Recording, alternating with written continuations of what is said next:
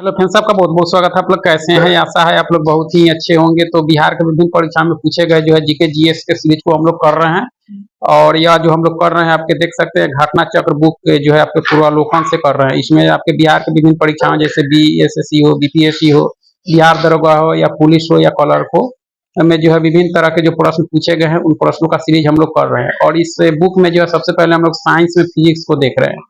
Science में physics में को देख रहे हैं और फिजिक्स में कुछ हम लोग देखे हैं जिसका प्ले लिस्ट बना है, आप देख सकते हैं।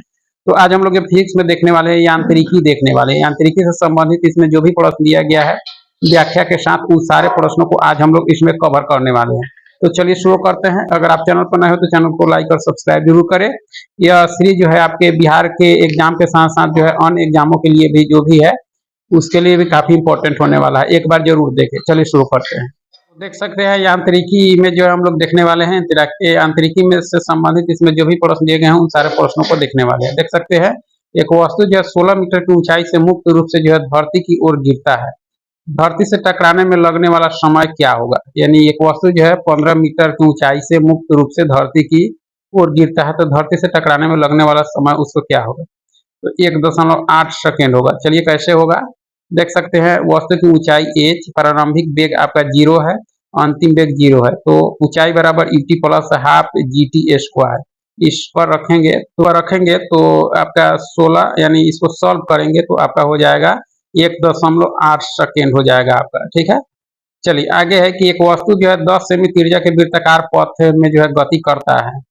यदि यह वृत्ताकार पथ में जो है 2 चक्कर लगाता है तो उस वस्तु का विस्थापन होता है कितना होता है? तो शून्य होता है। कितना होता है? शून्य। आपका देख सकते हैं 10 सेमी त्रिज्या के वृत्तीय पथ पर गति करती हुई वस्तु के 2 पूर्ण चक्र में जो है विस्थापन शून्य होगा। विस्थापन अंतिम और प्रारंभिक बिंदुओं के बीच जो है सबसे छोटे पथ की लंबाई के बराबर होता है, इसलिए क्या होगा? आपका शून्य होगा आपका। ठीक है। यदि एक वस्तु का द्रव्यमान 4 गुना होता है तथा इसका जो है वेग आधा हो जाता है तो वस्तु का संवेग होगा। वस्तु का संवेग दुगुना हो जाएगा। क्या हो जाएगा? दुगुना। कैसे हो जाएगा देख सकते हैं। संवेग बराबर एम भी होता है आपका। तो एम बराबर 4 मीटर है, यानी जो है एम यहाँ द्रव्यमान जो है 4 गुना है तो एम 4 होगा। ठीक है। भी बराबर 1/2 भी। तो देख सकते हैं इसको रखेंगे तो आपका यह जो है 2 से 2 दूना 4 यानी कट जाएगा 2m भी हो जाएगा। तो P1 बराबर 2 गुना P, यानी स्पष्ट है कि संवेग जो है प्रारंभिक वेग का दुगुना यानी होगा आपका। इस तरह से सॉल्व करके इसको देख सकते हैं। काफी इंपॉर्टेंट प्रश्न है, बिहार पुलिस की परीक्षा में पूछा गया आपका। ठीक है। यदि किसी वस्तु का वेग दुगुना कर दिया जाए तो उसकी गतिज ऊर्जा क्या होगी? वेग जो है दुगुना कर दी जाए तो उसकी गतिज ऊर्जा क्या होगी? तो 4 गुनी हो जाएगी। क्या हो जाएगी? 4 गुनी आपका। कैसे देख सकते हैं? यदि किसी वस्तु का वेग दुगुना कर दी जाए तो उसकी गतिज ऊर्जा 4 गुनी हो जाएगी आपका। ठीक है। चलिए आगे है कि अगर किसी वस्तु का विस्थापन समय के वर्ग का जो है समानुपाती है तो वस्तु गति कर रही है आपकी एक समान त्वरण से गति कर रही है। देख सकते हैं किसी वस्तु का विस्थापन समय के वर्ग के जो है समानुपाती है तो इसका अर्थ है कि वस्तु पर जो है एक समान त्वरण कार्य कर रहा है। वह जो है न्यूटन के गति के दूसरे नियम के अनुसार होता है। इस तरह से देख सकते हैं एक समान त्वरण से है।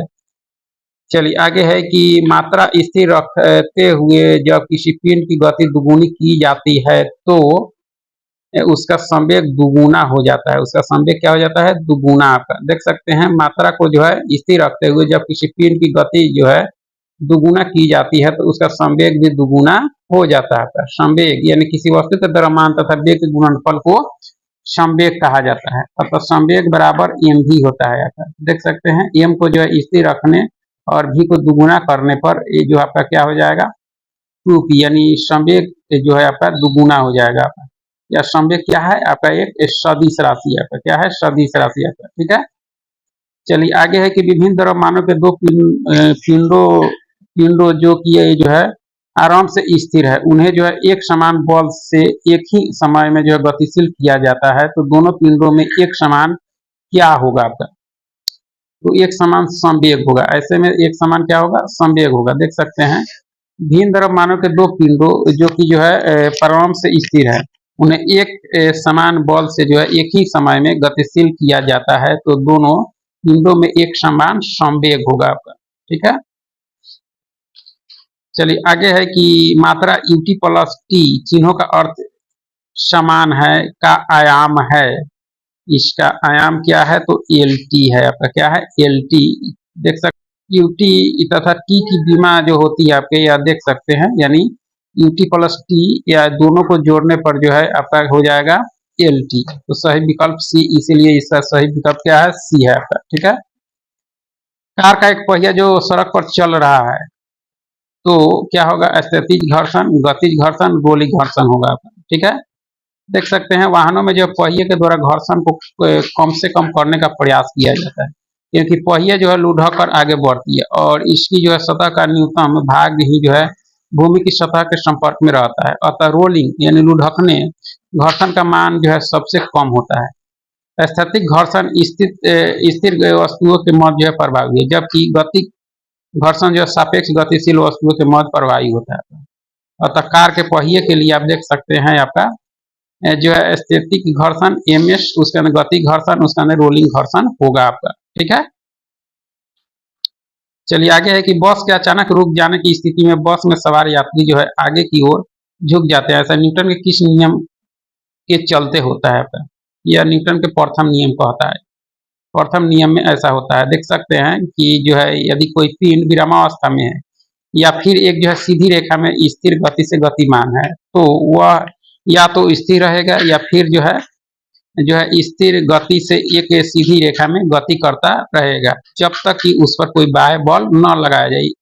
यह न्यूटन का प्रथम नियम कहता है। इसे न्यूटन का जो है प्रथम विषयक नियम कहते हैं, गति का विषयक नियम कहते हैं। इसे जरूरत का नियम भी कहा जाता है। यही कारण है कि बस के अचानक रुकने से इसमें सवार यात्री आगे की ओर झुक जाते हैं आपका। ठीक है, मोस्ट इंपोर्टेंट आपका। एक गोली टकराती है और एक जो है अनुप्रस्थ घर्षणहीन मेज पर जो है पर एक ठोस ब्लॉक में जो है धंस जाती है। इस प्रक्रिया में कौन सी जो है भौतिक राशि सुरक्षित है? इसमें केवल संवेग सुरक्षित है। क्या है? संवेग सुरक्षित है आपका। ठीक है, संवेग संरक्षण सिद्धांत के अनुसार किसी निकाय का जो है प्रारंभिक एवं अंतिम निकाय संवेग सदैव समान रहता है, अतः केवल संवेग ही सुरक्षित रहेगा। यहाँ बंदूक की गोली एक ठोस ब्लॉक से टकराती है जो कि स्थिर यानी विराम अवस्था में एक मेज पर रखा है। माना गोली का द्रव्यमान m और वेग u तथा जो है ब्लॉक का द्रव्यमान m तथा गोली के धंसने के बाद गोली तथा ब्लॉक से बना निकाय v। तो देख सकते हैं कि जो है तो संवेग संरक्षण के नियमानुसार जो है निकाय के लिए आपका देख सकते हैं, यानी 0 प्लस एम यू यानी m प्लस बड़ा M भी टक्कर से पहले ब्लॉक का संवेग 0, तो इसलिए 0 अर्थात संवेग में परिवर्तन शून्य है, तो प्रदर्शित करता है कि जो है संवेग में बदलाव नहीं हुआ है आपका। ठीक है, चलिए आगे कि पहाड़ी पर जो है चढ़ते समय वाहन का ड्राइवर गियर का अनुपात रखता है वो आपके 1 के बराबर या उससे अधिक, 1 के बराबर या उसके अधिक। आपका देख सकते हैं गियर अनुपात से तात्पर्य आंतरिक गियर के कोणीय वेग और जो है बाह्य गियर के कोणीय वेग के अनुपात से है। पहाड़ पर चढ़ते समय गियर अनुपात 1 के बराबर या उससे जो अधिक होना चाहिए आपका। ठीक है, स्थिर गति के साथ जो है वृत्ताकार पथ में चल रही वस्तु का होता है आपका चर त्वरण होता है। क्या होता है? चर त्वरण। आप देख सकते हैं स्थिर गति चाल से जो है वृत्ताकार पथ पर चल रही वस्तु की दिशा जो है निरंतर बदलते रहने से इसका वेग जो है परिवर्तन होता रहता है, क्योंकि वेग सदिश राशि आपका। ठीक है, तथा त्वरण सदैव वृत्त के केंद्र की ओर जो है निर्दिष्ट होने के कारण त्वरण भी जो है निरंतर बदलता रहता है। अतः स्थिर गति से वृत्ताकार पथ पर चलती हुई वस्तु का त्वरण चर वेरिएबल होता है आपका। ठीक है, इस तरह से देख सकते हैं ऑप्शन ए इसके सही उत्तर है। आगे है कि डॉट के काम की वह मात्रा है जो तंत्र प्रति एकक समय में कर सकता है। क्या? आपका संवेग प्रवाह काम की वह मात्रा है जो तंत्र प्रति एकक समय में कर सकता है आपका। ठीक है, देख सकते हैं संवेग प्रवाह किसी निकाय या तंत्र द्वारा जो है प्रति इकाई समय में किए गए कार्य के रूप में परिभाषित होता है, क्योंकि संवेग परिवर्तन की दर वस्तु पर लगे बल को जो है व्यक्त करती है, जिस कारण वस्तु में बल की दिशा में विस्थापन होने से कार्य होता है आपका। ठीक है, आगे है कि एक कार और भरी हुई एक ट्रक रास्ते पर जो है समान गति से चलते हैं। ट्रक से तुलना की जाए तो कार धारण करेगी कम गतिज ऊर्जा। क्या धारण करेगी? कम गतिज ऊर्जा। ठीक है, गतिमान ऊर्जा का जो है मान द्रव्यमान तथा वेग दोनों पर निर्भर करता है, अर्थात गति ऊर्जा बराबर 1/mv² होता है। सूत्र इसका, यहाँ कार तथा भरे हुए ट्रक समान गति से चल रहे हैं तथा ट्रक का द्रव्यमान कार से बहुत अधिक है, अतः ट्रक की गतिज ऊर्जा बहुत अधिक होगी जबकि कार की गतिज ऊर्जा बहुत कम होगी आपका। ठीक है, निम्न में से कौन सा नियम जो रॉकेट प्रणोद में शामिल होता है? रॉकेट प्रणोद में नियम होता है न्यूटन का तीसरा नियम। न्यूटन का तीसरा नियम आपके न्यूटन के गति विषयक तीसरा नियम को जो है क्रिया प्रतिक्रिया का जो है नियम भी कहते हैं आपका। इस नियम के अनुसार जो प्रकृति में प्रत्येक क्रिया के लिए एक समान एवं विपरीत प्रतिक्रिया होती है। ठीक है, रॉकेट प्रणोद इसी सिद्धांत पर कार्य करता है आपका। ठीक है, न्यूटन के पहले सिद्धांत को ये अभी कहते हैं, क्या कहते हैं? जड़ता का सिद्धांत कहते हैं। क्या कहते हैं? जड़ता का, जड़त्व का नियम कहते हैं। न्यूटन का प्रथम सिद्धांत को जड़त्व या जड़ता का सिद्धांत के रूप में भी परिभाषित होता है। इसके अनुसार यदि कोई वस्तु विरामावस्था में है तो वह जो विरामावस्था में ही रहेगी, और यदि एक समान गति से सीधी रेखा में गति कर रही है तो वह गति ही करती रहेगी जब तक उस पर कोई बाह्य बल आरोपित न लगाया जाए। जब उस पर कोई बाह्य बल न लगाया जाए तो उसी अवस्था में चलती रहेगी या बनी रहेगी आपका। ठीक है, जेट इंजन का कार्य संचालन का सिद्धांत का संरक्षण है। किसके संरक्षण है? तो रेखीय संवेग का संरक्षण है आपके। जेट इंजन का कार्य संचालन का सिद्धांत जो है आपके रेखीय संवेग का संरक्षण सिद्धांत पर आधारित है। ठीक है, स्थिति विज्ञान यानी स्टैटिक्स निम्नलिखित में से किससे संबंधित है आपका? तो विराम की स्थिति से है। किससे है? विराम की स्थिति से। स्थैतिक भौतिक विज्ञान में स्थिर संतुलन के बलों से जो है संबंधित यांत्रिकी की शाखा है आपका। ठीक है, यदि किसी वस्तु का वेग 3 गुना बढ़ा दिया जाए तो इसकी गतिज ऊर्जा जो होगी आपके 9 गुनी हो जाएगी। क्या हो जाएगी? 9 गुनी हो जाएगी। ठीक है, आगे है, देख सकते हैं यदि किसी वस्तु का वेग 3 गुना बढ़ा दिया जाए तो इसकी गतिज ऊर्जा 9 गुना बढ़ जाएगी। देख सकते हैं इसका फॉर्मूला 1/2 m1v1 का स्क्वायर आपका। ठीक है, यानी इसकी जो फॉर्मूला पर आप रखेंगे तो यह हो जाएगा आपके 9 की, यानी 9 गुनी हो जाएगी आपका। ठीक है, कोई वस्तु जो है 9.8 मीटर प्रति सेकेंड के वेग से जो है लंबवत ऊपर फेंकी जाती है तो वह कितने समय में वापस जमीन पर लौट जाएगी? या 2 सेकेंड में। कितने सेकेंड में? 2 सेकेंड में आपका। ठीक है, देख सकते हैं वस्तु को जो है ऊपर की ओर फेंका जा रहा है, अतः पृथ्वी के गुरुत्व के विपरीत दिशा में गति के कारण गति के प्रथम नियम के अनुसार आपका v बराबर u माइनस जी टी। यहाँ v बराबर यानी 0 है आपका। ठीक है, u बराबर 0 यानी u माइनस जी टी। तो इस फॉर्मूला पर रखेंगे तो आपका 1 सेकेंड हो जाएगा आपका। ठीक है, लेकिन गेंद के ऊपर जाने में लगा समय 1 सेकेंड और वापस आने में 1 सेकेंड, इसलिए हो जाएगा आपका 2 सेकेंड आपका। ठीक है, चलिए आगे है कि निम्न चित्र में एक गेंद जो है ओ ए और ओ बी सतह पर स्थिर है।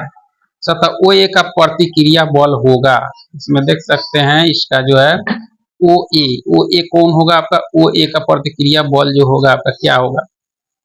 तो देखी जाए तो ओ बी से अधिक होगा। क्या होगा? ओ बी से अधिक होगा। क्यों होगा? देख सकते हैं इसमें जो है ओ की सतह प्रतिक्रिया बल जो है आपका ओ ए cos 30, ओ ए बराबर cos 30 के मान √3/2 इसको निकालेंगे तो यह जो हो जाएगा, इसीलिए यानी इसका मान जो है बल से अधिक होगा।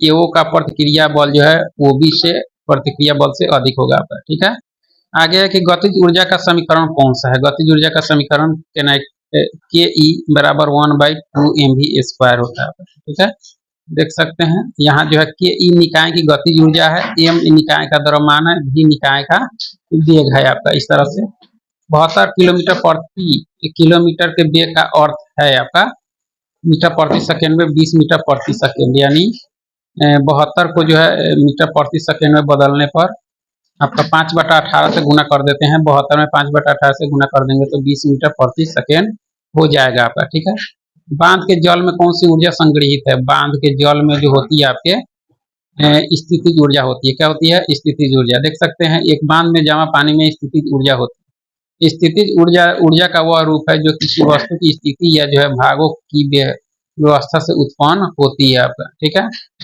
दूध से मक्खन कैसे अलग किया जा सकता है? दूध से मक्खन जो है अपकेंद्रीकरण के द्वारा इसको अलग कर सकते हैं। ठीक है, दूध से मक्खन को पृथक करने के लिए अपकेंद्रीकरण की विधि का जो है प्रयोग किया जाए।